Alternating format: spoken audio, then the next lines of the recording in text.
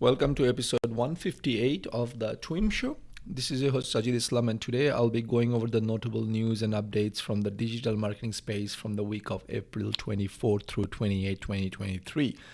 Okay, so this is that time of the quarter or that time of the year when I get the opportunity to talk about revenues and earnings statement from all the publicly available platform. So in the past, Twitter used to be in this group, but now that Twitter has been acquired by Elon Musk, it's a private company. They don't report their quarterly earnings. Neither does TikTok. Nevertheless, in this episode, we're going to cover the earnings report from Snapchat, Pinterest, Google, Microsoft, and who else did I miss? I'm sure there's a fifth one, but when it shows up, I will talk about it. But for now, let's dive into Snapchat's results. Snapchat in Q1 2023 added 8 million users, bringing it to daily active users of 383 million. And even though that might sound like a lot of number, and it is, hold that thought until we go to Facebook, and you will kind of see why, even though it's quite an accomplishment, it looks so minor, so little in terms of Facebook. But then again, Facebook is a bigger platform. Anyway, coming back, Snapchat has earned about 989 million for the quarter, which is not a whole lot. But again, they kind of are attributing it to the slow economy and things like that. What's interesting to see is that their growth is essentially flat in the US and EU, which is their most lucrative market, not just for Snapchat. I think that goes for other platforms as well. However, they're growing quite a bit in India, which is in the rest of the world category. Now, India does have billion plus population, but they don't spend a whole lot of money on the app yet. So hopefully someday that's going to cross over, whether they are going to move, a lot of those people are going to migrate to like European Western countries, or Indian users are going to open up their wallet and make purchases on Snapchat. But that remains to be seen. For now, the result is what it is. Let's dive into the next results, which is from Pinterest. Now, Pinterest is doing a little bit better than Snapchat because they have added 13 million more users, and their total daily active users now stands to about 463. So that was Snapchat was 389, Pinterest is 463. So that's a little bit better. On the revenue front, they earned 600 million. Again, Snapchat earned a lot more, I guess. Let me look at the Snapchat number if I go back. Yeah, Snapchat did 989. Pinterest, even though there's a lot of users, but they only did 603 million. Nevertheless, that's a 28 million increase if I compare to Q1 2022 to Q1 2023. In Q1 2022, they earned 575 million, and Q1 2023, they earned 603 million. Now, you could say, Sajid, why are you covering all this? Is because, again, like I've said in the past, is like, this is where, if you're a business owner and you're listening to this show, you want to start thinking, okay, what can I do differently? Where can I deploy my marketing budget, or my paid media campaigns, or tap into demand capture that I'm not doing right now? In fact, this week I happened to talk to owner of a business who makes a lot of money through ads in Pinterest, only because they run ads. The cost of clicks on Pinterest are low, and from there, they bring those people over from Pinterest into the Etsy store, and then they conduct the transactions, right? Now, it's in a very artsy, art-based category. Again, I'm not saying go ahead and everybody should deploy their ad assets or ad budget into Pinterest, but I'm just giving you ideas because you're listening to this show. You want to know, hey, what can I do differently? When everybody's zigging, can I zag? And where is it I'm going to zag? And that's the reason why I like to cover this earnings report, because you get to see, okay, which are the platforms that are under, underused? Where do I get the best cost per click? Where can I experiment this 80-20, where I take 20% of my marketing budget, and where can I deploy it and see what results do I get? Now, also talking about Pinterest, Pinterest has made a partnership with Amazon this week where eligible or Amazon advertisers can expand their campaigns to Pinterest. So it's just going to be automatic, where I think they're going to have this partnership where Amazon ads can now show up on Pinterest, and then thereby, when they see the Amazon ad, they're going to be able to go back to Amazon, complete the purchase. Also look at all the options of retargeting. If you're a Pinterest user, if they identify that, you go to Amazon, you come back, you can do a lot of retargeting. And now again, they haven't made that announcement, or they haven't shared that announcement. They haven't shared those details, but I'm just thinking ahead and say, what are the opportunities, right? Again, Pinterest is going to become a bigger platform. So maybe if you're in the e-com space and you are tired of Instagram, Facebook, or maybe even TikTok, or YouTube, maybe you want to start looking at Pinterest. Okay, with that, let's go to my Meta, which is our least favorite platform, formerly known as Facebook/Instagram.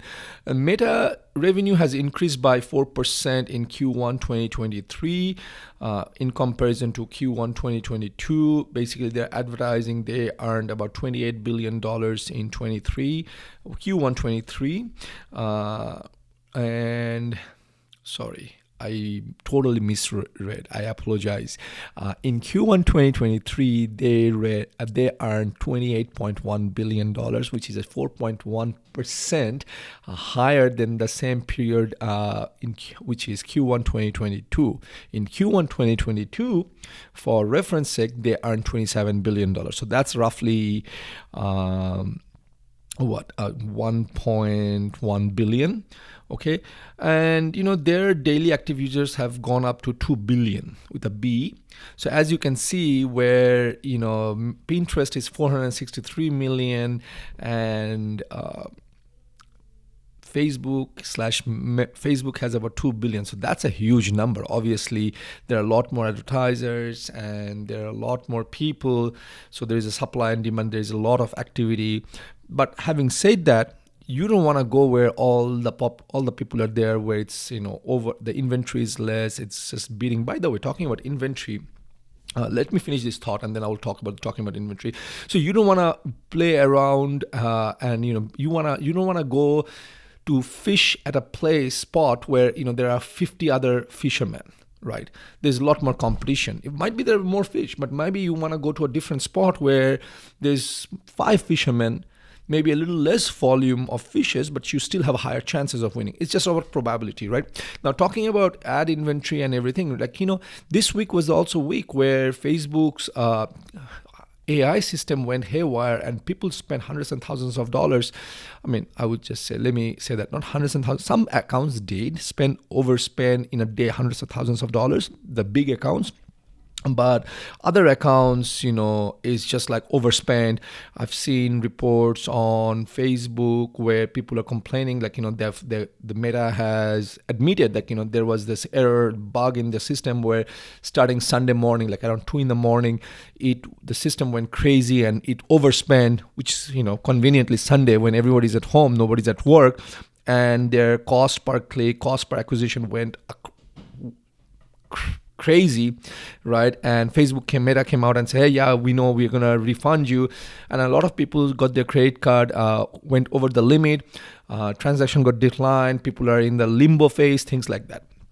So why I bring it up is to explain to you that there are things inherently wrong with Meta. Number one, it's charging, overspending, overcharging, going across the thresholds, going against the thresholds that you have set, or crossing over the thresholds that you have set and overspending. Meta comes out on Monday and they admit, oh yeah, there was something wrong with your system. Number two.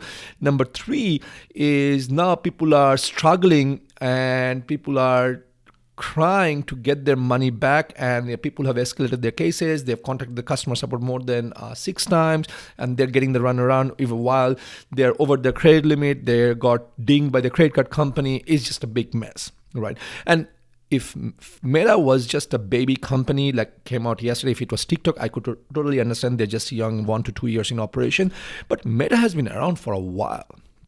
right? It's a billion-dollar public company. So I do not give them any reason to mess up like this way and basically drop the ball when it comes to refunds and taking care of their money making, which is the advertisers, right? I hold them to a higher standard, and at this time they're just dropping the ball again and again. So I just want you to be aware what's happening in Meta, whether you choose to spend money on Meta or not, or whether you pull your budget into something else differently. Try it out, it's up to you. But that's the fiasco that happened this week, and it's like totally crazy. Okay, now let's go to Microsoft search and advertising revenue. Well, before I go into this, I just want you to know that Microsoft is a big company. They have enterprise, they have government, they have cloud, lots of other moving parts. They also own LinkedIn. So I'm just going to cover the revenue portion from search and ads, because that's what I care about. That's what you should be caring about, because if you're listening to this show, you don't want to know how many licenses they sold for Windows, Office 365, or what contracts or who they have as a cloud customers, right? That's something you can catch up later on your own. So their revenue increased 3.4% to just over 3 billion with a B. And they're saying that's primarily because of the company they acquired, Xandr, from AT&T. LinkedIn revenue is up 7%, and it's mostly due to the Talent Solutions product. So what this basically means is more and more recruiters are using LinkedIn, not so much in the LinkedIn ads. Again, LinkedIn ads has been a hit or a miss. I mean, I'm part of some of the groups for CMOs and marketeers. These are paid groups, by the way. And what they're talking about is they have mixed results with LinkedIn ads. I'm not saying do not spend money on LinkedIn. To each his own. Your mileage will vary, so you need to try it out, test it out to see if you are going to get the results or not, because everyone's market is different, everyone's company is different, everyone is going to use a different advertiser, things like that. So you're going to get different results. Now, that's all you need to know for Microsoft. 3 billion. It's $100 million increase than last year. So obviously, I think as you can see, the slowness in ad spending is kind of affecting all the platforms across the board, and I'm going to soon cover the Google ad results, and you're going to see the same with Google, where they didn't really make a whole lot of money. I think it's just the macroeconomic conditions, which is the war, the economy, the inflation, the potential of a recession, the banking crisis. It's just all mixed bag, so things are slowing down. Nevertheless, I would say you should not slow down or stop marketing spend. You should continue to spend only because it's marketing that increases your awareness. It's marketing that increases your probability of getting more customers. Now, having said that, this week I also kind of read a thing from a CFO Daily from Fortune, and where McDonald's is saying they're going to double down on marketing, because they say marketing is a growth center. It's not a cost center. What that means is they think marketing, if they put $1 in, they get $2 back. So they're going to double down on marketing, because that's what's making McDonald's. Okay, with that, the last revenue report I have is from Google. Google search revenue is slightly up, about 2%, while YouTube revenue is down about 3%. Okay, that's what it matters. So search is still going strong, because they earned about $54.55 billion in revenue. It's still about a little bit, about $113 million less than Q1 2022. Sorry, man, I need to, I think, create my show notes better so that I don't keep messing up the numbers. Okay, in Q1 2022, they earned a total of $54.55 billion in revenue. Obviously, it's less than what they earned in Q1 2022, Now, with search, they made $40 billion. So as you can see, Alphabet, aka Google, still makes up a big chunk of the revenue from search ads, which is a 2% gain. YouTube, they earned about $6.6 billion. and right, it's still and they made some money from Google advertising network. So altogether it comes to 54 billion. YouTube revenues are down by about 3%. Google search has gone up by 2%. Now this is interesting because last December is when ChatGPT, grabbed the world by, there was a ChatGPT storm and everyone jumped into ChatGPT. Nevertheless, I think advertisers are still seeing the value in search ads and they're putting money into search ads, which basically means that you too should be in search ads. Hey, if you're not in search ads, you are just basically losing opportunity. Why I say that is because if someone's searching for you or a product or service that you provide and you are not showing up, guess what? Your competitor is showing up and they're taking away the customer. It's like standing by the side of your grocery store and someone says, "Hey, do you have this milk?" Your competitor is saying, "Yeah, here is the milk, take it." And they're getting the sale and you are not showing up because you're saying, but our search is bad. Let's just go into social media and let's just post it there. So I highly recommend having one portion of your thing into search ads and kind of figuring out what's really happening, and also doing some market research, sentiment analysis, like how many people are learning about you, searching about you, things like that, depending on obviously the size of your company and what is the marketing strategy, because you need to have an overarching marketing strategy so that ties back into your revenue goal and to how do you tap into that and figure things out. Okay. Other than that, nothing else. Let's move on to the regular updates. Bing Webmaster tools. It's going to now show chat impressions and clicks, which basically means Bing has a Webmaster tool similar to Google Analytics, and now they're going to show data that people have crossed over from Bing Chat, which is powered by generative AI aka ChatGPT, and they're going to show it, so you can actually see how people are finding and coming to your website. And that is important because if you see a lot of traffic coming from ChatGPT, maybe you need to start sending more. I do not know how you can send it, but I'm sure they will figure it out. And when when they figure it out, they're going to share it with the world, and I'm going to obviously learn and I'm going to come and share it with you. But as of right now, I do not know how. You can actually train the model, ChatGPT model, to basically pick up some of your stuff. Obviously, it has to do with having a good website presence, good SEO, structured metadata, things like that. But I'm just saying, do not right away organic and search ads yet, or SEO yet, search marketing, because trust me, whether it's ChatGPT or whatnot, the discovery segment is gonna still be relevant.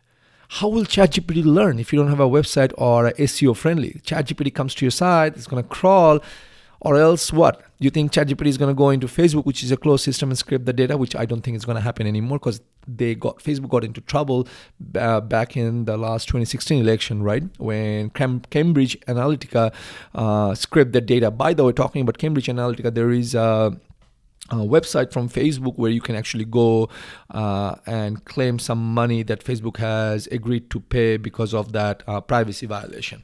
Okay, enough of that. Let's move on to the next update, which is again, Google has decided or has announced that they will allow us to keep the Universal Analytics historical data up until July 1st, 2024. Remember, July 1st, 2023 is when Universal Analytics stops processing data.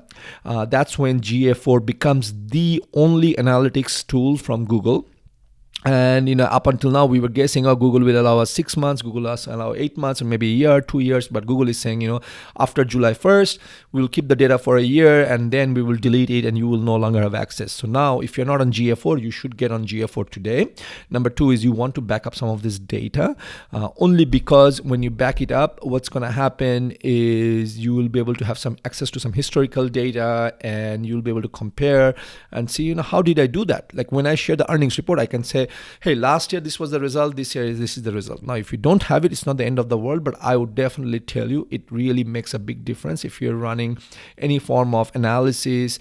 If there's a drop in traffic, drop in revenue, is it seasonal, is it like something changes on your website, it really helps. So please go ahead and start the transition to GA4 if you haven't done it. And number two, what you need to do is start backing up some of the data. And if you need help, we would like to raise our hand and say, hey, we can probably help you. Consider us and give us a message, and let's talk and see if we can actually help you or not, and if we're the right fit.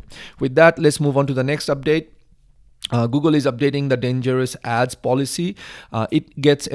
It kicks in on July 3rd. So again, if you are running ads by yourself, you want to make sure that you are abiding by the 28 or so ad policies Google has. The dangerous policy now covers ads for products which carry an imminent, proven, unresolved risk of death or grievous bodily harm that may have been the subject of a consumer advisory or product recalls.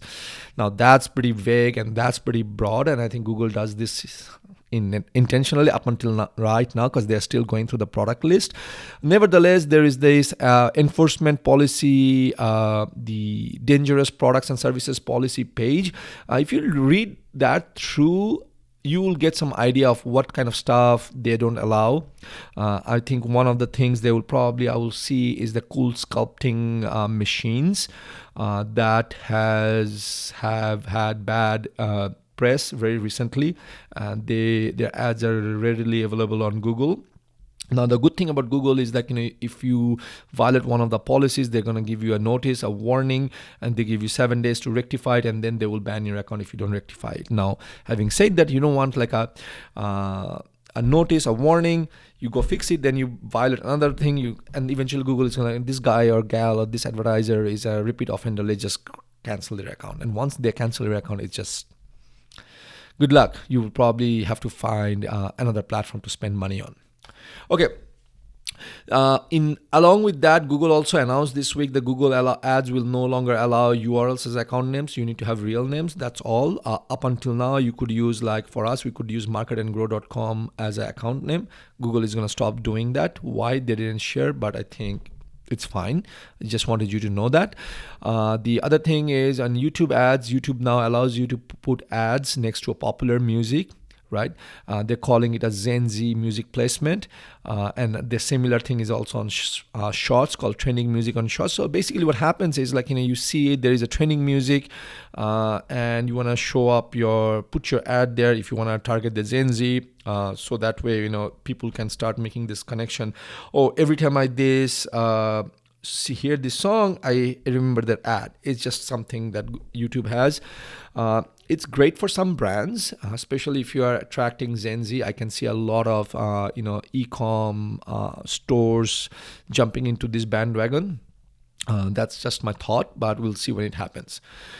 Now, the other thing on the SEO front, what happened was, Google's Danny Sullivan came out and kind of clarified, and I believe we covered it as well, which is, Google has removed page experience from their ranking systems page, and there was a lot of hula confusion as to why they removed it. Is page experience no longer matters, things like that. So Danny Sullivan came out and basically clarified, look, yeah, we removed it from our